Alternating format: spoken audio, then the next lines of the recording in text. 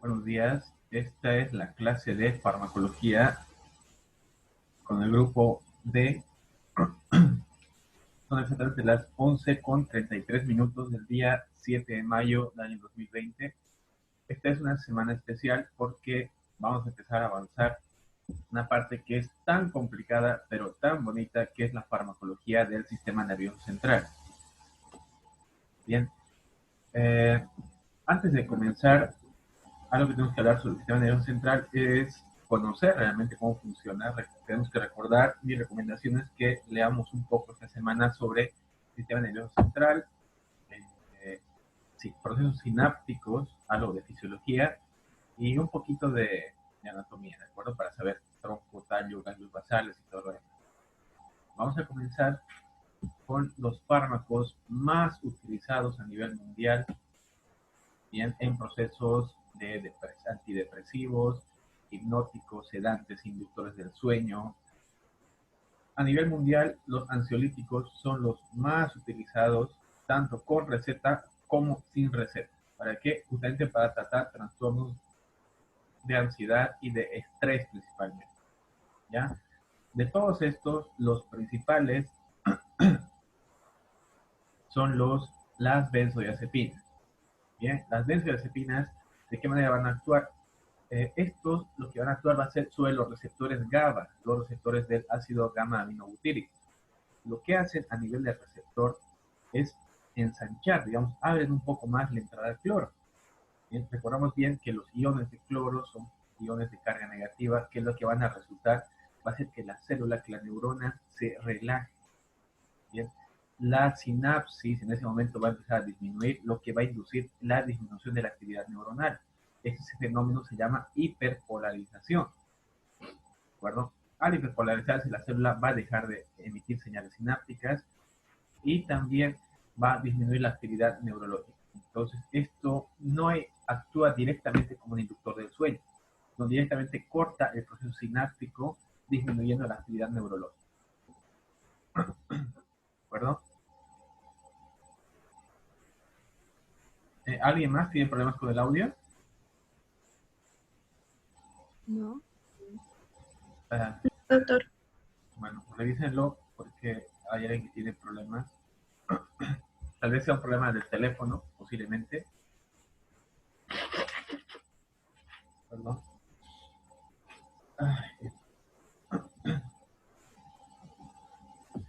Eh, estas benzodiazepinas vamos a utilizarlas principalmente como ansiolíticos. Van a estar totalmente indicadas en procesos también convulsivos, en estatus en que el paciente les llegue con un episodio de convulsión, ataxias, molestia en general con mioclonus, hablamos de reflejos excesivos musculares, músculos muy tensos. Estas van a ser las indicadas, ¿de acuerdo? La más utilizada, la original, la primera en descubrirse ha sido el diazepam. Hasta hoy en día, realmente el diazepam se sigue utilizando. Han aparecido otros más, fluniderazepam, clonazepam, lorazepam, de que tienen un efecto mucho más potente y más duradero, pero el diazepam sigue siendo, digamos, la más utilizada. Bien. ¿Qué tenemos que tomar en cuenta con las benzodiazepinas? El tratamiento tiene que ser corto. El gran problema que producen es gran dependencia psicológica y física, ¿ya? A nivel neuronal, cuando se suspende de manera repentina las benzodiazepinas, lo que actúa es que el cloro empieza a salir en gran cantidad y la actividad neurológica empieza a aumentar rápidamente. Es como si pusiéramos un coche acelerando y le pusiéramos el freno. ¿Qué va a pasar si soltamos el freno? De repente el coche va a acelerar rapidísimo, ¿verdad? Y vamos a descontrolarlo. Aquí pasa exactamente lo mismo. Cuando quitamos las benzodiazepinas de manera súbita al paciente, su actividad va a empezar a aumentar gravemente, va a aumentar rápido y va a traducirse como síndromes de ansiedad o el famoso síndrome de abstinencia. Y ese es el gran problema. Este síndrome de abstinencia suele durar entre 1 a 2 semanas y después se empieza a regular. Pero esas 2 semanas suelen ser las peores para el paciente, que depende psicológicamente también, que es mucho peor la dependencia psicológica, porque esta definitivamente no se va a regular. Para extender esto, sí o sí necesitamos venderlos con receta y el médico tiene que colocar el sello ¿sí? Como el mío. Ustedes pronto van a tener su sello también. Eh, para responsabilizarse de manera legal por la expedición de este fármaco. Los que más utilizamos, los que vamos a ver hoy día, es el alprazolam, bromazepam y, bueno, finalmente diazepam. Alprazolam solamente se la encuentra en comprimidos, solamente existe en vía oral, ¿de acuerdo? Es una desventaja. Este no es tan potente como los anteriores, como diazepam, por ejemplo. De hecho, su semivida suele ser un poquito más corta, tiene una semivida de aproximadamente 12 horas aproximadamente, ¿ya? La dosis que se suele dar es desde 0,25, la dosis mínima, y puede ampliarse hasta ser hasta 6 veces más, esto en pacientes ya que presenten tolerancia, hasta 3 miligramos. Hablamos de que pacientes pueden tomarse hasta 6 comprimidos para obtener el efecto deseado. Bien. El alprazolam antes también se lo vendía en gotas, pero actualmente ya no se lo vende en gotas porque la absorción a nivel bucal era muy errática, ¿ya? Este hace fenómeno de primer paso, por lo cual se pierde buena parte del fármaco, y cuando se hacía por vía mucosa, por las gotas principalmente, la absorción solía ser muy errática, porque si recordamos bien, cuando se hace por vía mucosa sublingual sobre todo, el 100% del fármaco, casi el 100% va a llegar hasta la circulación, ¿verdad? Entonces, si le damos por vía oral, aproximadamente en este caso un 70% del fármaco va a llegar a la circulación. Si este caso, por ejemplo, en el caso de las gotas, se daban por vía sublingual, podía haber casos de sobredosificación en el paciente, ¿de acuerdo? Entonces, justamente por esto es que el alprazolam ya no se da por solución oral o casi ya no se encuentra. ¿En qué pacientes vamos a utilizar alprazolam? Bueno, principalmente vamos a utilizarlo para iniciar terapia. Por lo general, eh, para trastornos leves, cuando querramos comenzar a utilizar en el paciente o nosotros mismos. Por lo general, nosotros como médicos tenemos la mala costumbre de que cuando empezamos a dar tratamiento para nosotros, empezamos siempre con lo más fuerte y después vamos por lo más bajito.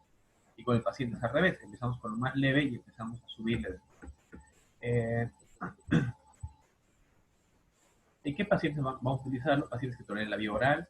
Y algo muy particular, y esto es una pregunta de residencia, lo puso acá, el alprazolam está indicado en mujeres que presenten el síndrome, el famoso síndrome premenstrual, ese trastorno depresivo, ¿ya? Que se asocia a los periodos menstruales. Está indicado en dosis mínima. La dosis que vamos a utilizar en estos pacientes es la dosis mínima de 0,25 miligramos, es decir, un comprimido, dependiendo de la presentación, si es la de 0,5, el uno largo se ranura y se parte a la mitad, para empezar por día. ¿En qué momento del día lo va a tomar? Bueno, pues depende. Si tiene problemas para dormir, pues lo utilizará media hora antes de irse a acostar. Si es para tratar síndromes de ansiedad excesiva, por ejemplo, por un cambio de trabajo, por una mudanza, incluso por ataques de pánico, por cambios de lugares o por determinados agentes que lo van a estresar, puede utilizarse durante el día. Tiene que tomarse por las mañanas después de desayunar. No puede tomarse con el estómago vacío porque su acidez del estómago va a alterar la absorción. La vida media de esta, hemos dicho, es corta. Comparada con otros es bastante corta. Hablamos de 12 horas aproximadamente. ¿Dónde actúa? Y esto es un misterio todavía. ¿Por qué se le indica esto para ataques de pánico? Si recordamos bien, la sensación del miedo que nosotros tenemos, nuestra percepción del miedo, se origina de dos lugares. A nivel cortical, que es el miedo consciente que yo analizo, pero el miedo primario está originado a nivel de la amígdala. Bien. La amígdala en combinación con la función cerebelosa. Nuestra amígdala guarda ¿cómo les explico?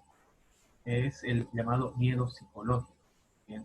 Se origina a partir de lo que yo imagino o lo que veo. Cuando tenemos un ataque de pánico, si es que alguien aquí lo ha tenido una vez, yo sé que aquí más de una persona lo ha tenido un ataque de pánico, empezamos a ver cosas o a imaginar cosas que no han sucedido todavía. Entonces, nuestro miedo principal de un ataque de pánico puede ser por una exposición que vamos a dar, un examen, eh, un estadio de algo que no nos asusta. Es el miedo a algo que aún no ha sucedido, pero creemos que puede pasar. Esto está mediado justamente por la función a nivel cerebeloso con la amígdala cerebral. El efecto de alprazolam de su metabolismo activo justamente va a actuar a ese nivel inhibiendo esa fase, porque a nivel de la amígdala justamente va a transmitirse la señal a través de los receptores gamma aminobutíricos, los receptores GABA, ¿de acuerdo? El problema de todo esto es que la sobredosificación puede llegar a producir supresión de la función respiratoria. Hablamos de una dosificación 20 veces más grande de la normal. La dosis habitual era de 0,5 miligramos. Hablamos de casi 500 miligramos de una sobredosificación, es decir, unos 20, unos 40 comprimidos para que haya supresión del centro respiratorio y en el paciente produzca la muerte. Una ventaja que tienen estos fármacos es que su margen de toxicidad es bastante grande, si no cuenta. Puedo tomar hasta 6 comprimidos y no me voy a morir. Bien. En el año 2009 aproximadamente apareció un fármaco que aquí en Sudamérica, bueno, por lo menos en Bolivia no se lo vende, ya, el bromazepam. Este se lo combinaba. ¿Bien? En principio se venía combinado con inhibidores de la recaptación de serotonina para exclusivamente manejo de pacientes psiquiátricos. Bueno, este en principio se lo podía encontrar tanto en vía endovenosa como vía oral, y la ventaja que tenía era que al darse por vía endovenosa nos daba la ventaja de controlar la farmacocinética, la absorción del fármaco, 100% asegurado y 100% que iba a recibir. ¿En qué pacientes se utilizaba esto principalmente antes? Igual, en pacientes internados, pacientes psiquiátricos principalmente que tengan fobias, trastornos de fobias muy intensos. Hablamos de agorafobias, claustrofobias, trastornos excesivos donde el tratamiento por vía oral no se le pueda dar. ¿Bien? ¿Por qué se ha retirado este o por qué no se utiliza demasiado? Porque el precio que tenía el clonazepam era mucho más alto, bien, sobre todo por la vía endovenosa, comparado con el diazepam. Por excelencia, el diazepam suele ser el fármaco que más utilizamos hoy en día, tanto por vía oral como por vía endovenosa. En vía oral, aquí en Bolivia, sobre todo en Santa Cruz, es difícil encontrar el diazepam, ¿ya? Por lo general se prefiere el clonazepam, que tiene mayor absorción y tiene más selectividad. El diazepam, por lo general, se va a encontrar mayormente en su vía endovenosa. Viene en ampollas, y si quiero que se acuerden bien, ampollas pequeñitas que tienen 2 ml. Cada ml tiene 5. Entonces quiere decir que cada mililitro va a tener 5 miligramos de diazepam. ¿Cómo se la administra? La vía de administración es endovenosa lenta o intramuscular profunda. Y aquí es donde quiero entrar a hacer una aclaración. Bien, para la vía intramuscular, este fármaco sí o sí tiene que aplicarse intramuscular profundo, sin diluir. ¿Ya? Entonces entra una jeringa intramuscular profunda. Por la vía endovenosa, la administración tiene que ser sí o sí en una dilución. Son 8 cc de solución fisiológica, bien, más los 2 cc de la ampolla. Vamos a poner aquí cloro. Bien, entonces mezclamos una jeringa de 10 cc, mezclamos 8 de solución fisiológica o agua destilada, también da lo mismo, y mezclamos los otros. Esta solución, así como está, se llama solución decimal.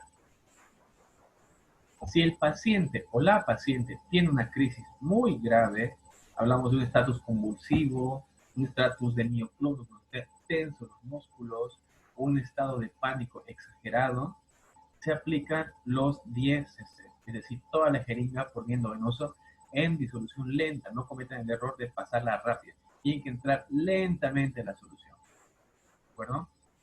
Aquí me estoy asegurando de que el 100% del fármaco va a entrar en la circulación y va a tener efecto a nivel central. Si el paciente presenta solamente un estatus de pánico, ¿bien? O un estatus de no epiléptico, por cierto, de estrés, solamente se aplica la mitad. Hablamos de 5 ml. Le ponen sus 5 ml. Si después de ponerle los 5 ml esperamos 10 minutos, continúa, le aplicamos 5 ml. ¿Cuánta es la dosis máxima que puedo colocar con vía endovenosa? Le podemos pasar hasta 3 ampollas diluidas. De ahí se recomienda pasar a otro, puede ser un inductor como el midazolam. Bien, no recomiendo pasarnos más allá de las 3 ampollas diluidas. ¿En qué momento voy a utilizar la solución intramuscular? Bien, la intramuscular no se prefiere tanto porque la absorción es muy errática. ¿Qué quiere decir? Que lo mismo puede absorber el 100% del fármaco que entra en sangre como puede bajar un 50%.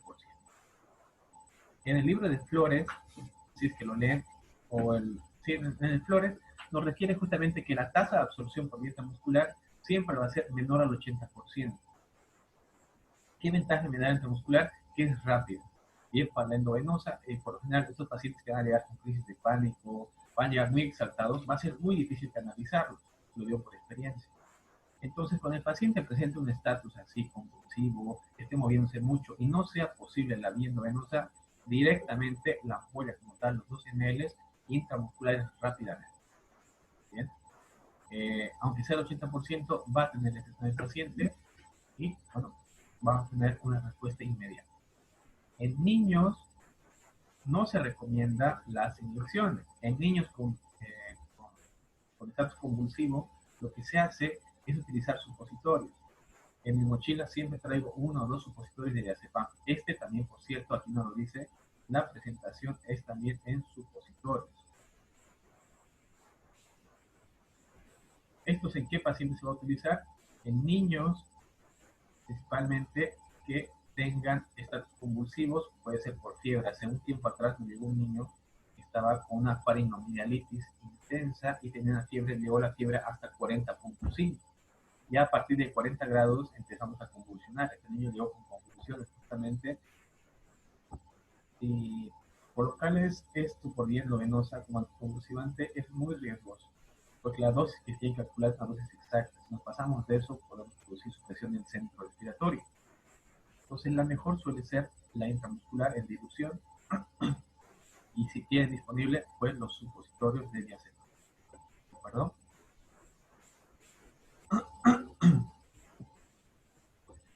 Entonces, ¿en qué otros casos lo vamos a aplicar?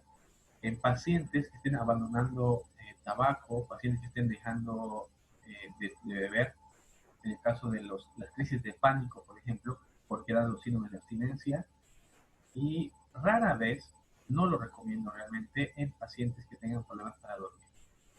¿Ya? En este caso suele utilizarse el paciente con insomnio, inductores como el citalopram, solpidem, pero si vamos a utilizar diazepam, que es más barato, pues vamos a combinar algo más económico como el alprazolam. ¿Qué ventajas me da? Bueno, este diazepam me da las ventajas de que tiene una serie de vida bastante más larga. Hablamos de el alprazolam, tenía 12 horas de semivida. Este puede llegar hasta 38 a 40 horas de semivida. ¿Qué defectos o qué efectos no deseados tenemos en estos fármacos? Sobre todo en los que son por vía oral. Primero, crean dependencia y segundo, tolerancia. Esa tolerancia quiere decir que necesito dosis más altas más adelante para tener el mismo efecto. Hemos hablado también de la dependencia física y psicológica que teníamos. Y algo que por eso no me gusta utilizar estos en mis pacientes, a no ser que sea muy necesario, es que estos actúan a nivel central. Hemos dicho, por ejemplo, algunos fármacos como el alprazolam actúan a nivel de la amígdala cerebral, actúan suprimiendo la función cerebelosa, por eso presentan mareos a algunos pacientes también. En el caso del diazepam, su actividad es directamente a nivel cortical. Bueno, diríamos, bueno, fenomenal, pues actúa a nivel cortical, pero el problema cuál va a ser, su paciente se va a dormir, pero va a haber algo llamado inhibición de la fase REM. ¿Qué es la fase REM? ¿Mm?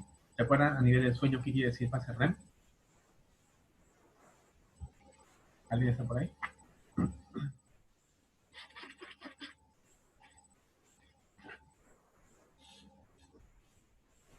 Vamos a hacer una pequeña pausa acá. Nos tomamos la foto, traen a la cámara un rato para tomar nuestra foto antes de continuar.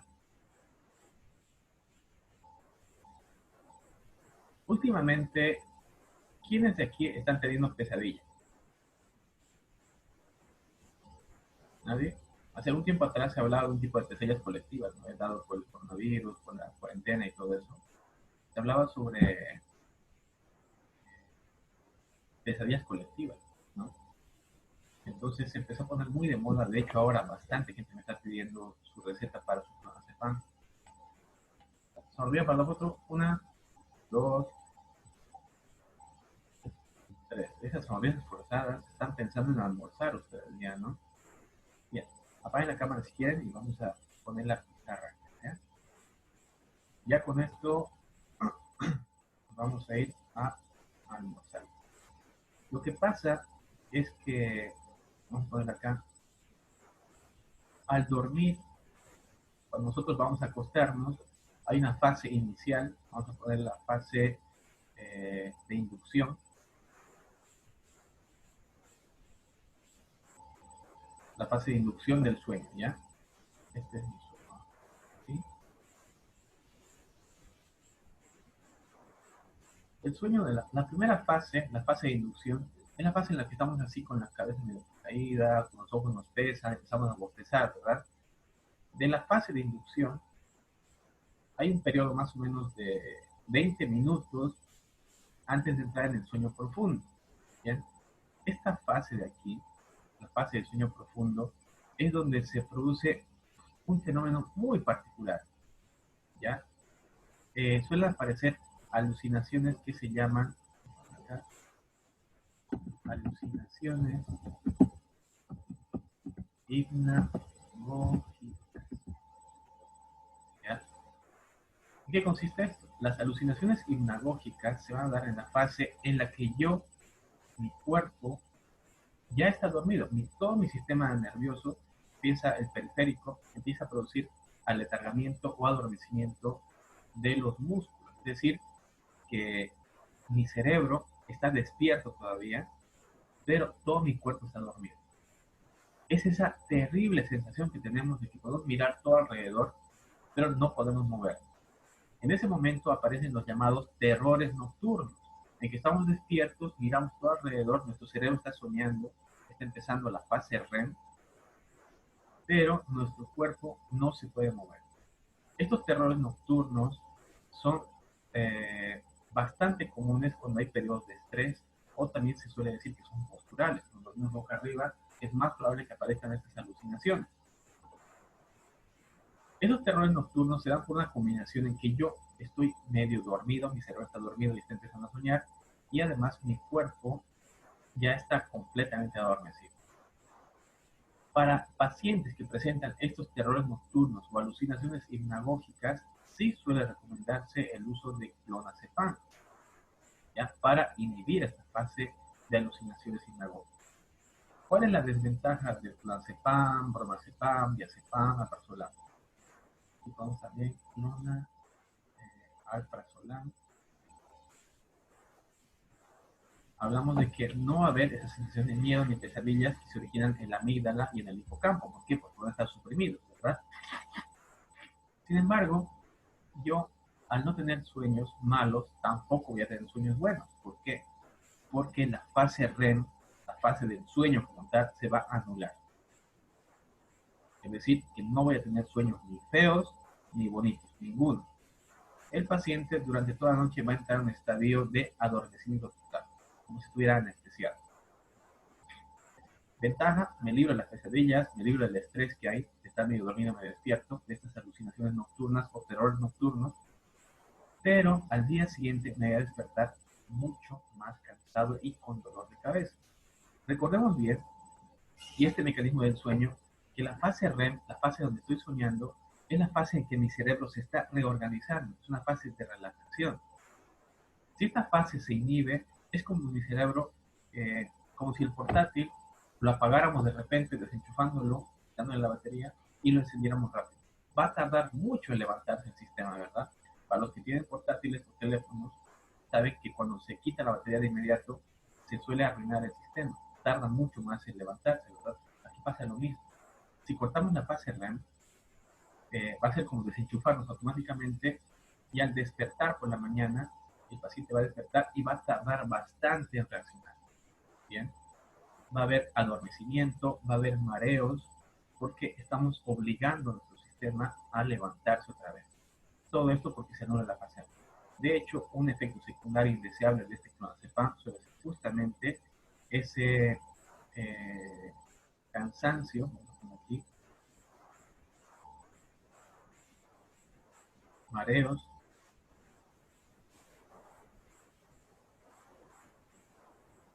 suele haber también dependencia, malestar. A los que han tomado una vez estos fármacos se van a dar cuenta de lo que estoy hablando. Ya es muy, muy incómodo despertar con esto.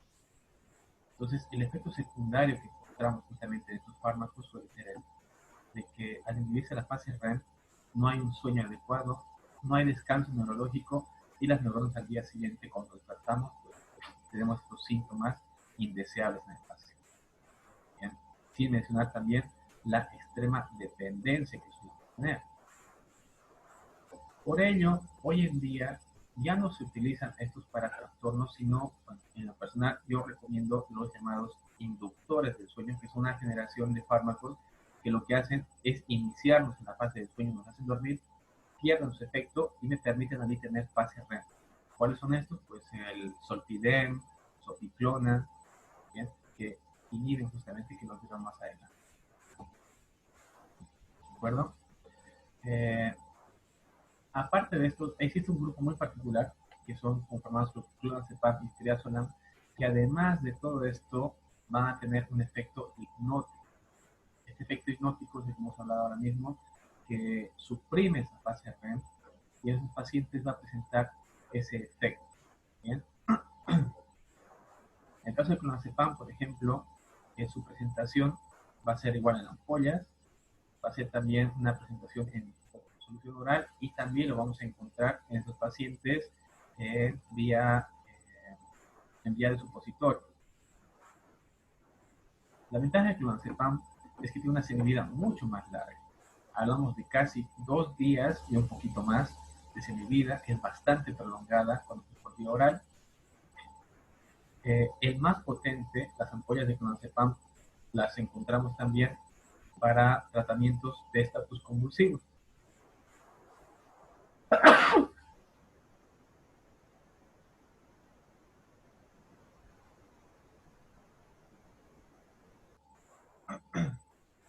Bien, actualmente el clonazepam vamos a utilizarlo bastante.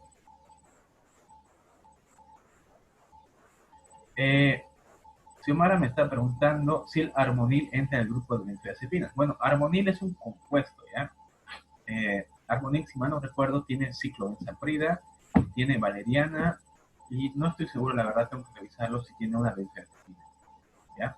Vamos a revisarlo ahora si quieren. El armonil, por siglas así con H, es un relajante.